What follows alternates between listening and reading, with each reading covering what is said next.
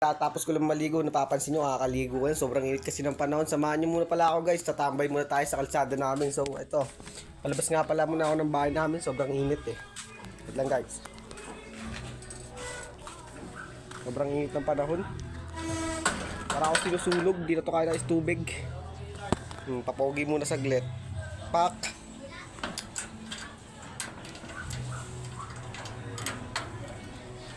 Pag na kayo basta sarado guys. Outfit check. Tara guys, magbabantay mo tayo kalsadang malupit.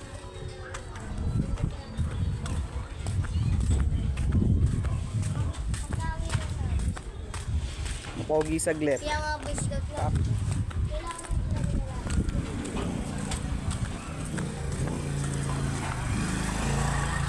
Sobrang init ng panahon guys. Para ako susunog, dito kaya ng tubig eh.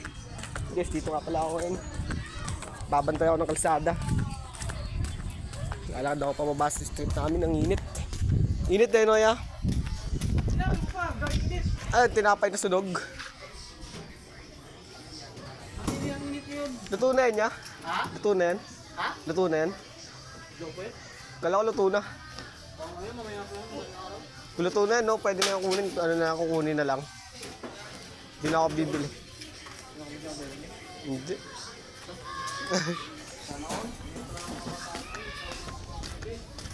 Takaya, kabebe pa ako sa paningin ni kuya. Papogi muna, dahil di pa ako susuklay o pababa. Dito nga pala ako ngayon, magbabantay ako ng kalsada namin. Babantay ako ng kalsadang malupit namin guys.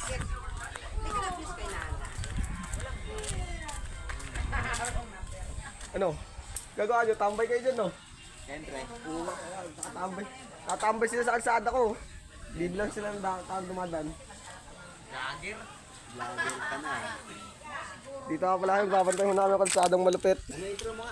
And guys, dito kami ngayon sa may bahay ng tropa namin. Babantay kami ng kalsadang malupit. Ilan na nabilang mo? Hindi ko pa naman bilang lahat. Mas marami pa nabilang ko sa'yo. Ilan na? Dami daw siya nabilang guys. Pagyayabang niya sa akin. Ano, nakalimutan ko na. Nakalimutan mo. Wala listahan ako. Meron eh. Papansin nyo, naligo ako. Ang init kasi sobre eh.